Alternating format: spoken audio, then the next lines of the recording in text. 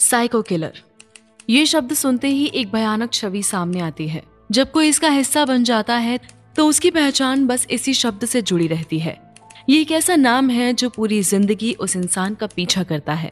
इस शब्द से जुड़ी कहानी पर एक गहरी छानबीन की जाए तो ये समझ में आता है कि एक आम किलर और साइको किलर के बीच एक बड़ा फर्क है। किलर वो होता है जो पूरी तरह से होश में होकर हत्या करता है। उसे पता होता है कि वो क्या कर रहा है और उसे इसके हर पहलू का ज्ञान होता है। दूसरी तरफ साइको किलर को खुद ये समझ नहीं आता कि वो जो कर रहा है वो कितना खौफनाक है। उसे लगता है कि उसकी हत्या करना किसी अच्छे मकसद के लिए है। मेरे बेटे को आज एक नया तमगा मिला था, साइको किलर का। जब ये शब्द मेरे कानों में पड़ा तो ये मेरे दिल में किसी जख्म की तरह चुभ गया। साइको का अर्थ मुझे बताया गया था पागल। पहले मेरे बेटे का नाम था अमरजीत सदा। वो बस मेरा प्यारा बच्चा था। उसकी हंसी, उसकी आंखों में मुस्कान और उसकी मासूमियत मेरे जीवन का हिस्सा थी। लेकिन आज वो बनकर गया था साइको किलर। उसकी पहचान अब उतनी मासूम नहीं थी। वो अब उस पहचान से परे था। उसे ये तमगा मिल चुका था और मैं भी उसे उस नाम से जानने लगी थी। साइको किलर की सबसे बड़ी पहचान ये होती है कि उसे अपने किए गए गुनाह को सही ठहराने में कोई झिझक नहीं होती। अमरजीत के मामले में ये साफ दिखता है। उसे कभी ये एहसास नहीं हुआ कि उसने किसी की हत्या की है। उसे तो ये लगता है कि उसने किसी को सुलाया है। वो सोचता था कि उसने किसी का भला किया है और इस विश्वास के साथ उसने एक के बाद एक कई लड़कियों की जान ले ली। उसे विश्वास है कि उसने उन लड़कियों को मारकर किसी न किसी की मदद ही की है। जैसे गुड़िया को मारकर उसने अपने राजा की मदद की रानी के ऊपर सत्ता जमाने में। परी को मारकर उसने अपनी माँ की मदद की क्योंकि परी हमेशा उन्हें परेशान करती थी। और खुशबू को मारकर भी उसे ऐसा ही लगा जैसे उसने उस अकेली बच्चे की मदद की है।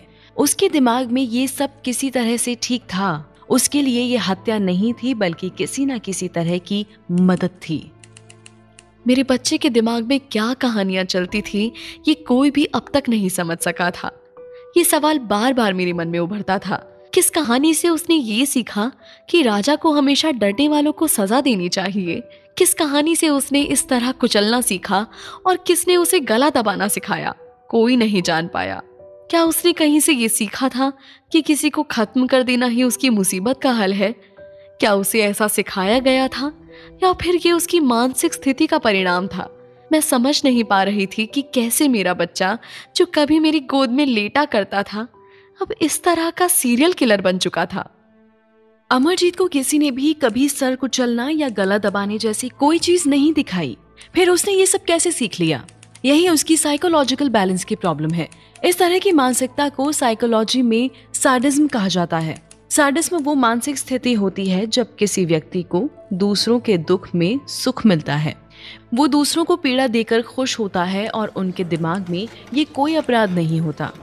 अमरजीत के मामले में भी यही था। उसे किसी को मरते हुए देखना, उनका दर्द महसूस करना और बहते हुए खून को देखना उसे मानसिक संतोष देता था। शुरुआत में उसने जब जानवरों को मारा तब उसने अपनी इस खुशी को डिस्कवर किया और जानवरों को मारने के बाद उसे कोई सजा नहीं मिली। उसे थ्रिल चाहिए था, किक चाहिए थी। जब भी मौका मिलता था उसका दिमाग उसे इस दिशा में ले जाता था। धीरे धीरे उसके दिमाग में सही और गलत की जो लाइन थी वो खत्म होती गई। एक जानवर और एक इंसान में उसे फर्क नहीं लगा।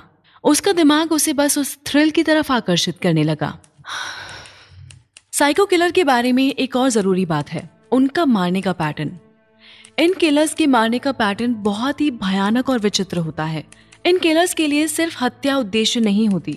इनकी हत्या करने की प्रक्रिया को वे पूरी तरह से महसूस करते हैं। इन केसेस में मरने के बाद भी ये किलर खुश नहीं हो पाते। अपने दिमाग की संतुष्टि के लिए इन्हें कुछ और भयानक या बहुत क्रूर करने की इच्छा होती रहती है और उसी कारण ये मृत शरीर पर भी वार करते रहते हैं।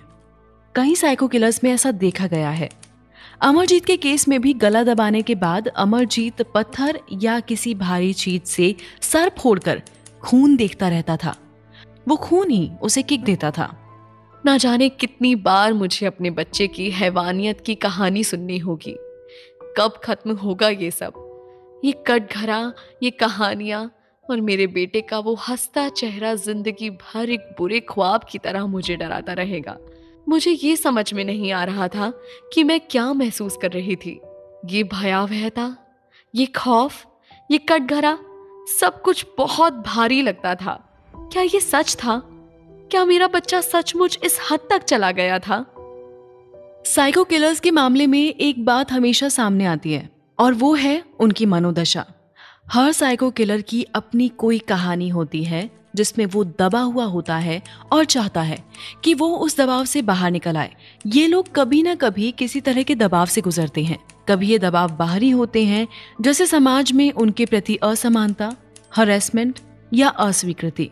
चाहे वो दबाव समाज के किसी छोटे तबके से आने का हो या फिर किसी के द्वारा हैरेस किए जाने का। कई बार ये दबाव बाहरी नहीं होते, उनके दिमाग में कोई कहानी बन चुकी होती है और वे उसे जी रहे होते हैं।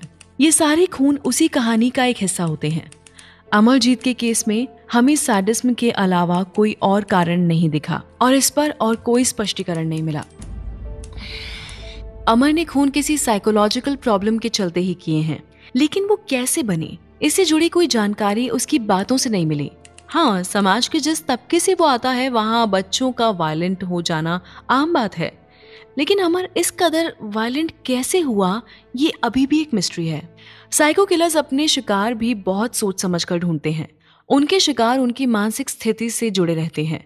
जैसे अगर किसी लड़की से धोखा खाया है तो वो लड़कियों को टारगेट बनाता है, या फिर कोई बचपन में हैरस हुआ है तो वो भी बच्चों को या जिन उम्र के व्यक्ति ने उसे हैरस किया है उन्हें अपना शिकार बनाएगा। अमरजीत के तीनों शिकार छोटी बच्चियां थी, जिनमें से 2 1 साल से भी कम की थी।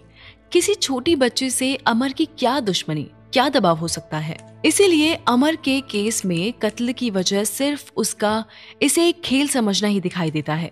उसने कहीं सुन लिया कि रोते हुए को चुप करवा देना चाहिए और अगर आपको कोई कुछ ना दे तो उसे खत्म कर दो, और उसने वही किया। उसने उन तीनों को मार डाला ताकि वो हमेशा के लिए चुप हो जाएं। डॉक्टर मैडम इस समय क्या बता रही थी मुझे तो समझ नहीं आ रहा था, लेकिन मैं ये समझ गई थी कि अमर के पागल होने की वजह उन्हें भी पता नहीं चल सकी थी। वो खुद भी नहीं समझ पाई थी कि आखिर अमर ने ये खून किस सोच के तहत किए। क्या चाहता था वो इन हत्याओं से? ना उसकी किसी से लड़ाई हुई, ना झगड़ा, पर उसे एक खुशी मिली इन लड़कियों को मारकर। उसकी दिमागी हालत के जिम्मेदार हम थे या कोई और, ये भी कहना मुश्किल था। क्या सच में बाहर मेरे बेटे के साथ कुछ हुआ और मुझे पता नहीं चल सका?